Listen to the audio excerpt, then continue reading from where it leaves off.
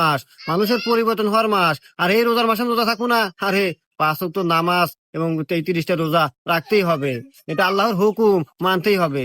তোরা তো রোজা আছো নাকি? আরে হ্যাঁ পাগল, রোজা থাকবো না? আল্লাহ এইরকম একটা রহমতের মাস দিছে আমাদের মাঝে। নামাজ কালাম রোজা সবকিছু বেশি বেশি করব, ডবল ডবল সওয়াব নেকি সব পাবো আমরা। আর ভাই, একটা বছর পর পর আমাদের মাঝে এই রমজান মাস আসে, বিশাল ইবাদতের মাস। এই মাসে আমরা রোজা নামাজ বেশি বেশি করব এবং বেশি নেকি পাবো। আর আমরাও থাকতেছি আর থাকবো ইনশাল্লাহ। আরে তোর কথা শুনে অনেক খুশি হলাম, মনটা ভরে গেল। আমরা মুসলিম ঘরের সন্তান, আমাদের নামাজ রোজা করতেই হবে। আচ্ছা তোরা তো যা, তাহলে আমি একটু বাজার যাবো, তো ওই যে লেবু কিনতে নাকি।